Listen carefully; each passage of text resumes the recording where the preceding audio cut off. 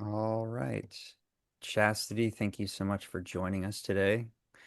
Thank you. And so you are a manager. Tell me about you.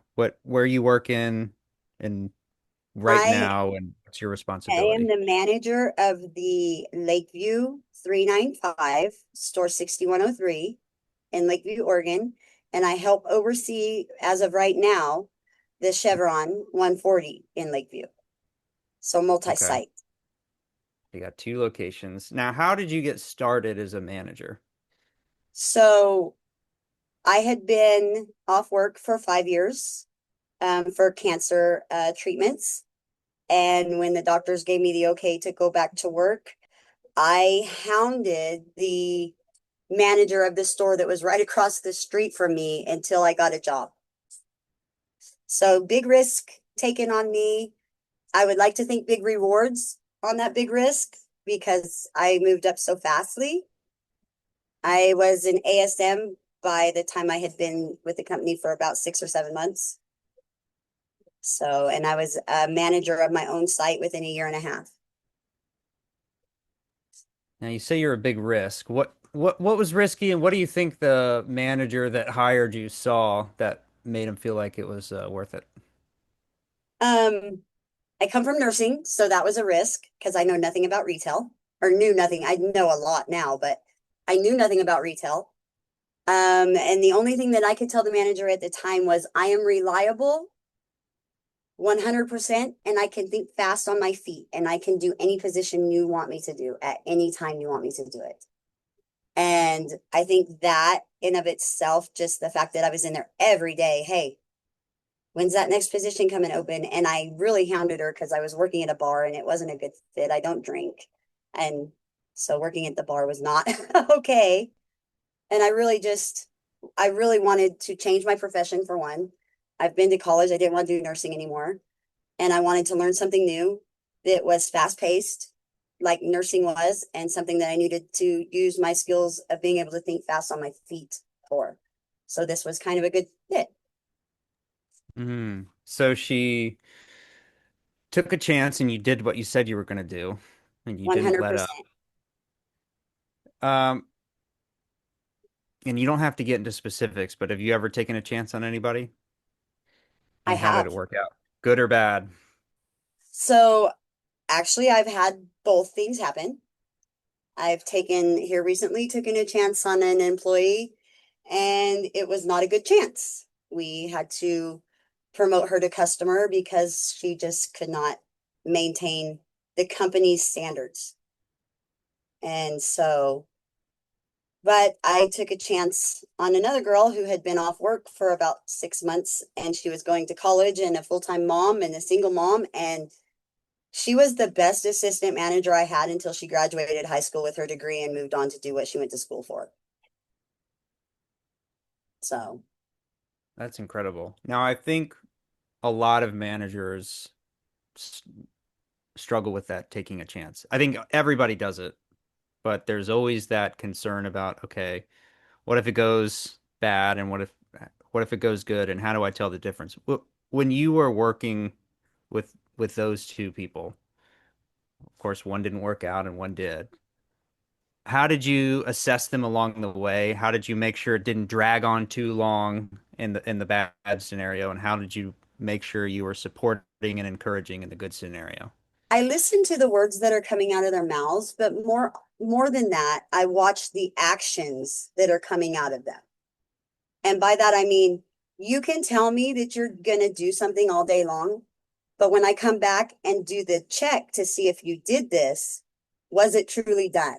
So your actions are always going to speak louder than your words. You've been working on some projects and you've got two stores. So again, you're a manager, you're running two locations right now. Tell me a little bit about what you're trying to accomplish with your project. I I would like to accomplish a lasting manager at the second store so that that store can grow because it has the potential to grow exponentially. It needs somebody there that cares enough to take the time to let it grow and nurture it. It's like your garden. You got to feed and water it. How are you going So to find that person? That sounds really complicated. It's really not. You just, care about what you do for a living and your store will show it. That's care about your crew. Don't insult them and call them employees. They are your team members. They work alongside you. Granted, they do work for us, but don't insult them and call them employees. They're your team. Listen to them. They are dealing with the customers more than you are because you have other duties that you have to do. Your till person knows if she's good or he's good, they know every person that comes in there. They're going to know their cigarettes before the person comes up to the till. And listen to those people. Watch. Those actions are the ones that want to grow and help you grow your store. I watch every action from every person who says they're hungry because you can tell me you're hungry all day long, but are you hungry enough to pick it up without being asked and try to learn it? Because those are the people that I want in my offices. Those are the people that they jump in, they help, they don't even ask. They just, what can I do to help you is their question, not what do you want me to do? What can I do to help you? There's a difference in that questioning. So how do you find those people that are really motivated? Because, I talk to a lot of managers and you find that go-getter who wants to, like you walk in, you say, I'm going to do this, this, and this, and I'm not going to let up. Everybody's looking for that person. Do you just have to exclusively focus on finding that person, or is there a way to develop or encourage You somebody who grow maybe them. is on the fence? You grow them. So you develop these people. You know, uh, I have one till person who's really great at upselling. She's not so great at stocking, but I know whatever I put on that counter, she's going to upsell every bit of it before she goes home. I have another till person who's really great at stocking, so I put them on the same shift together and it all gets done. You got to watch for their qualities that are exponentially great and grow that quality. I have one person who can fix anything in my store. If somebody drives off with a pump hose, he can have it in. I don't have to put a ticket in. I don't have to have service. He's exponentially great at that. So that is his role here. He is my fixer. Put your people in the right role. Aces in places. What do you like most about being a manager? It's never the same on any given day. The job is the same 100%. You come in, you do your books, you make sure everybody's here, you cover what you need to cover, but there is always something different, especially at this site, the 395, because it is a larger site. We have a lot of truckers that come and sleep overnight. We have a little doggy area for travelers. We really are a traveling store. So it is constantly and ever changing every day. There is something different. So for a new manager, either a brand new manager or maybe even an assistant manager who is right on the edge of maybe even getting their own store, what are one or two things that they should just really focus on, you think, to make sure they have a successful start to their career? Don't be afraid to make mistakes. Fail better next time. Failure is only a failure if you did not learn anything. If you learned something from it, it's not truly a failure. So fail better next time. Never be afraid to reach out to other managers or even your DM when you have those hard questions that you've not came across yet. Reach out to somebody. Somebody's came across them and they have great advice. Never feel like you're alone. Hmm. What about a manager who's 10 years in, and maybe it's the same advice, but what about somebody who's 10 years in, they've been doing it for a while, they're running a decent store, but they got a solid team, but things feel maybe a little stale. They're coming into work, they're feeling a little less inspired. Do you have any different advice for them, or is it the same? What do you think? Maybe change your store routine up. Hmm. Maybe change your own routine up a little bit, freshen it up a little bit. Sometimes the first thing I do is a safe. Sometimes the first thing I do is walk the parking lot. It's not always the same. It's just change up and reach out.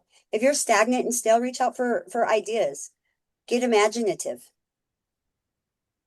What are some of the things that you attribute to your success that you've been having here lately with growing your sales, growing your numbers, hitting some of your goals in the store? What do you think is one of your big factors, or two or three factors? Respect, respect 100%. Respect your crew the way you want to be respected. Never talk down to them. Never do disciplinary acts in front of anybody else. Take them behind an office door and talk to them. And never be rude. Like, we all have had disciplinary actions against us and we've all had to do them, but there's a proper way to do it. You do not have to put somebody down when you're giving them a disciplinary act. And I think that's where I got a lot of my respect, is because I really, truly treat my team members the way I want to be treated. And I Respect? listen to them. Sometimes they have way better ideas than I do. Like, I'm going to be real honest. Sometimes your team member will come up with an amazing idea, and 9 times out of 10, it's the quiet one that never talks. And they come in the office and they say, so I have this idea, and they're very quiet and mousy, but it's an amazing idea and it just explodes the growth of your store. So listen to your crew. It could be bubbling up for a while and they just haven't wanted to say anything, but when they're in the thick of it and they're dealing with it every day, sometimes they have that extra insight that nobody else really gets a chance to see. 100%. And they're brilliant people. If you talk to them, they're brilliant people. They have great ideas. And give them the credit for their idea. Because if you take sole credit for their idea, they're never going to want to come to you with another one. Thank you, Chastity. I Thank appreciate it. you.